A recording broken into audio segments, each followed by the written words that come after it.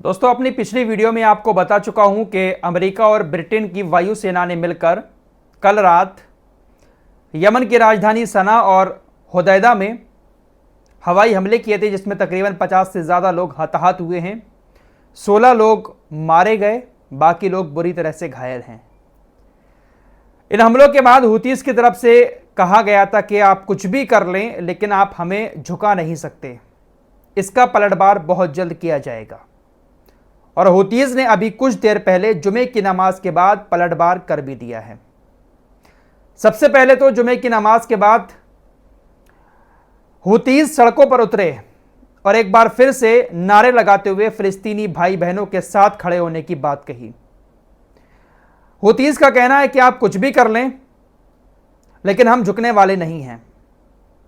जुमे की नमाज के बाद हुतीस ने कई सारी क्रूज और बैलिस्टिक मिसाइलों से अमेरिका का जो आइजनहावर विमान वाहक पोत लाल सागर में मौजूद है उस पर हमला किया। अमेरिका का यह आइजनहावर कोई छोटी मोटी चीज नहीं है, विमान वाहक पोत है ये। इस पर बैलिस्टिक मिसाइल और क्रूज मिसाइलों से डायरेक्ट हमला किया है। इसकी जानकारी खुद हुतीस के स्पोक्स पर्सन याहिया सारी की तरफ से दी गई है। हमला कामयाब हुआ, आइजनहावर को चोट पहुंची। तो हुतीस का स्टैंड क्लियर है कि वो तब तक नहीं रुकेंगे जब तक गाजा के ऊपर इजराइल हवाई हमले बंद नहीं कर देता, और हुतीस झुकेंगे भी नहीं, क्योंकि इसी अमेरिका ने सऊदी अरब के साथ मिलकर 10 साल तक लगातार इसी तरह की बमबारी इन यमनियों के ऊपर की थी, लेकिन यमन वाले फिर भी नहीं दबे। यमन वाले पलटवार करते रहे, सऊदी अरब और अमेरिका जैसे देशों का सामना करते रहे और सऊदी अरब के तेल के कुओं को भी निशाना बनाते रहे, झुके नहीं। और अब भी वो नहीं झुक रहे हैं। फिलहाल लास्ट वीडियो में मैंने आपको बताया था कि अमेरिका की सेना के अधिकारियों ने अपनी सेना को आदेश दिया है कि वो लेबनान पर ऑपरेशन तेज करें, और ऑपरेशन तेज कर भी दिया है।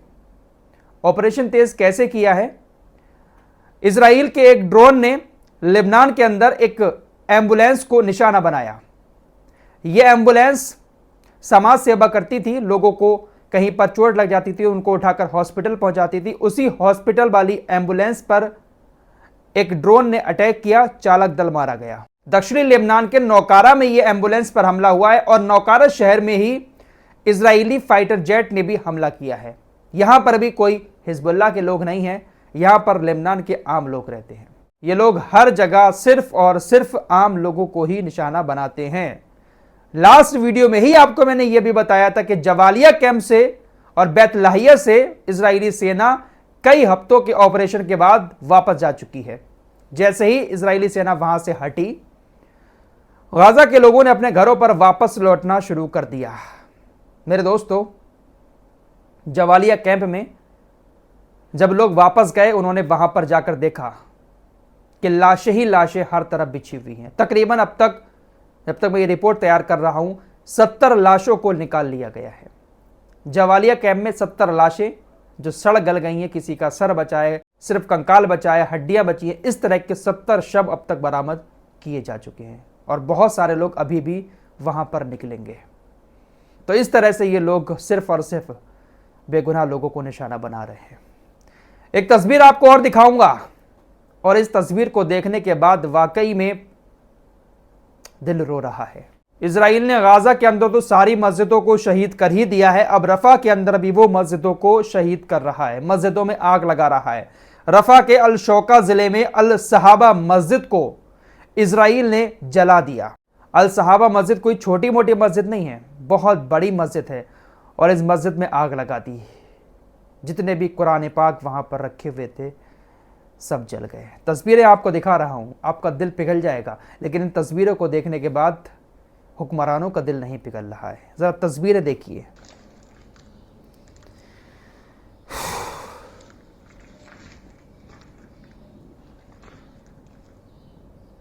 कितने सारे कुरान देखिए जले हुए हैं, राख बन गए हैं, जगह जगह बिखरे पड़े हैं कुरान। अल्लाह अकबर।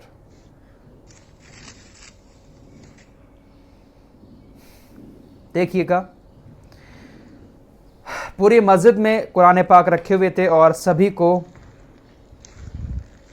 आग ने राख बना दिया है। वाकई में इन तस्वीरों को देखकर मेरा दिल रो रहा है। किस तरह से कुरान की बेहुरमती की जा रही है। देख सकते हैं किस तरह से कुरान बिखरे पड़े हैं, राख बन गए हैं।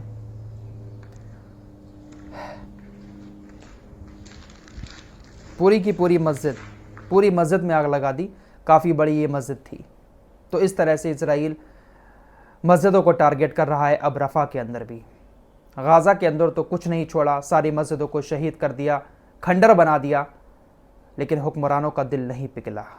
इस तरह की तस्वीरों को देखकर भी नहीं पिघलता है। क्या ये सिर्फ कुरान गाज़ा के लोगों का है? क्या ये सिर्फ रफ़ा के लोगों का कुरान है?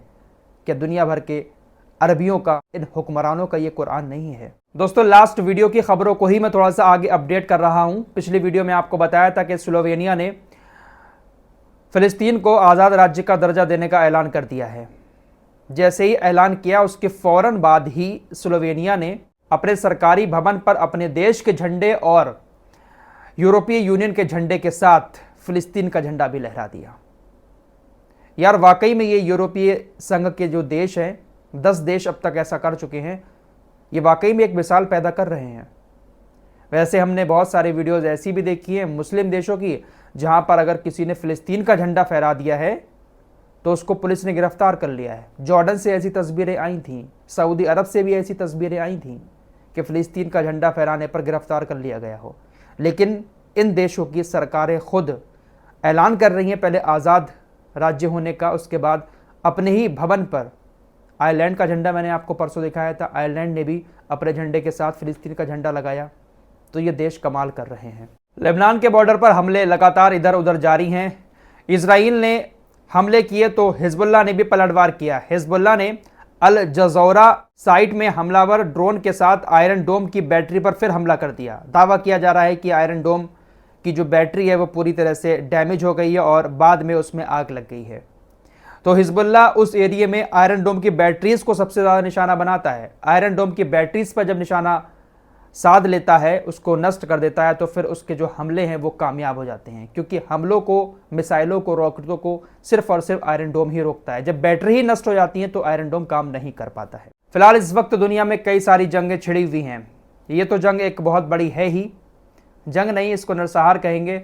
उधर रूस और यूक्रेन की जंग भी छिड़ी हुई है और अब ऐसी खबरें आ रही हैं कि नाटो देश जो हैं वो अब रूस के ऊपर हमला करने वाले हैं, क्योंकि अभी कुछ देर पहले अपडेट आया है कि नाटो के कुछ देशों ने मिलकर रूस के अंदर हमला किया है और अब आने वाले कुछ दिनों में नाटो के हथियारों से, अमेरिका के हथियारों से यूक्रेन रूस के ऊपर हमला करने वाला है। नाटो देश इकट्ठा हो रहे हैं, प्लानिंग कर रहे हैं और हमले कर भी दिए गए हैं। उधर भी आग बहुत ज़्यादा भड़क सकती है। साथ ही साथ एक जंग हमारे देश के अंदर भी है, चुनावी जंग। कल आखिरी चरण है। पूरे महीने में चुनाव पर कुछ नहीं बोला हूँ, शांति के साथ देख रहा हूँ पूरे माहौल को। बहुत सारे महान पत्रकार हैं, इधर के भी उधर के भी। इधर वाले कह रहे हैं कि हमारी पार्टी जीत रही है, उधर वाले कह रहे हैं कि हमारी पार्टी जीत रही है। लेकिन मैंने जो कुछ चीज़ें ऑब्जर्व की हैं वो मैं आपको कल शेयर करूँगा, क्योंकि कल वोटिंग हो जाएगी। उसके बाद कल एग्जिट पोल भी आएगा, वो भी आपको बताऊँगा। 4 जून को नतीजे भी आएंगे, वो सब कुछ आप लोगों के साथ मिलकर शेयर करेंगे। देखते हैं कि भाई कौन किस पर भारी पड़ता है। तो इस जंग को भी हम थोड़ा सा देखेंगे, चुनावी जंग को, कल आखिरी चरण होने के बाद। फिलहाल इस रिपोर्ट में इतना ही। कुछ और खबरों के साथ कल फिर हाजिर होंगे। तब तक के लिए अपना ख्याल रखिएगा। अल्लाह हाफिज़।